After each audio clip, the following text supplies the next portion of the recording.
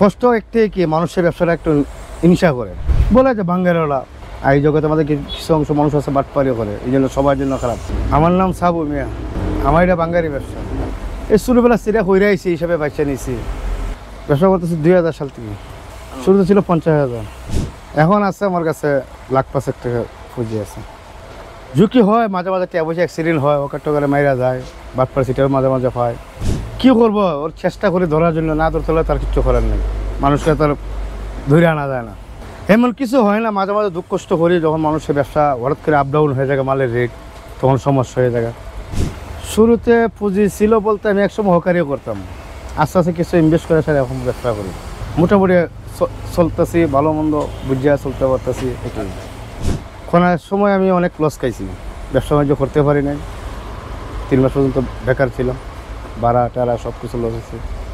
মাল ডান বা হকারকে দাদুন দিয়ে রাখি, হকারে মাল কালেকশন করে দেয়, কিছু দোকানদারের কাছ থেকে কালেকশন করি, দাদুন দিই।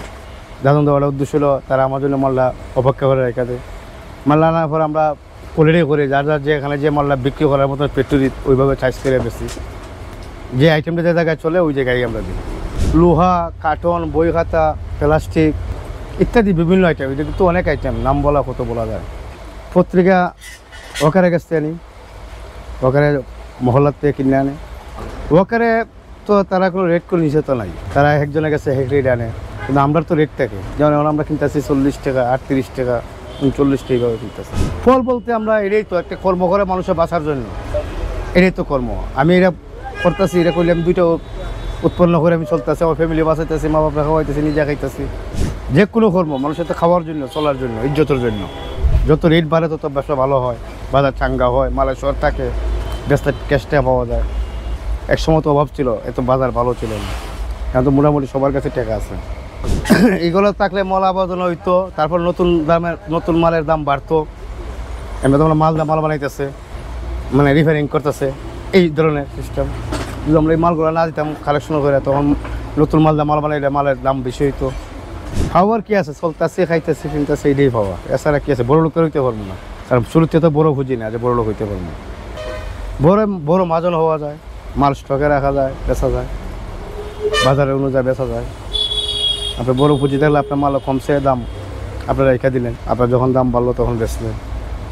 আর এমনি যখন আমরা কেনা বেচা রেগুলার করি তখন তার এই মূল্যটা পাই না। কষ্ট একটাই কি মানুষের ব্যবসাটা একটু হিংসা করে, মানে নিন্দা জানায় যে বাঙ্গারি অবহেলা করে, কিন্তু আসলে এটা দেশের জন্য অনেক উন্নত ব্যবসা, কিন্তু সবাই তো বুঝে না। বলে যে বাঙ্গারিওয়ালা, মনে করেন কিছু মানুষ আছে একটু 19-20 করে, এই জন্য সবাইকে বলে বাঙ্গারিওয়ালা খারাপ। আর এই জগতে আমাদের কিছু অংশ মানুষ আছে বাটপারিও করে, এই জন্য সবার জন্য খারাপ। বাটপারিও করে মানে ওই যে আমরা দাদন দিই, দাদন দেওয়ার পরে ফলায় জায়গা। সরকার দেশ একটু ভালো করুক, সবাইকে কাজে লাগাক, তাহলে তো মানুষ সুখী হয়। মানুষ যখন ভেজাল করে তখন তো অভাবতে কি ভেজাল করে, সুখে থেকে তার কেউ ভেজাল করতে চায় না। কেউ চায় না যে আমি খারাপ হই, সবাই চাই আমি ভালো হই।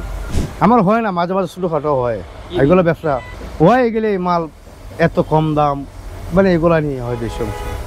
সব কিছু দাম বাড়ে, এটার দাম বাড়ে না কেন? লোহা কিনতেছি 50 টাকা, কার্টন কিনি 10 টাকা, বই খাতা কিনি 20 টাকা, পেপার কিনি 40 টাকা, প্লাস্টিক 30 টাকা, প্রতি কেজি 3 টাকা। এটা পরে বোঝা যাবে আসলে করবো কিনা। এটা যার যার ব্যবসা, যার যার ইচ্ছা যে আমি আসলে এই ব্যবসা করবো কিনা। আমার তো ইচ্ছা নাই, এটা ব্যবসা ভালো, ব্যবসা হলো স্বাধীনতা, চাকরি করা একজনের অধীনে, তারপরেও শান্তি আছে। আমার ইচ্ছা, মন চাইলে আমি করলাম না, মন চাইলে আমি গেলাম না। যেমন লস তেমন লাভ, একবার লস করবো আবার লাভও করতে পারি। বাঙ্গারি ব্যবসা সম্পর্কে কী বলবো, অনেকে যার ভাগ্য বলা সে বড় লোক হইতেছে, সুযোগ সুবিধা হইতেছে। বড় লোক হওয়ার জন্য ঝুঁকি নিতে হয়, ইনভেস্ট করতে হয়।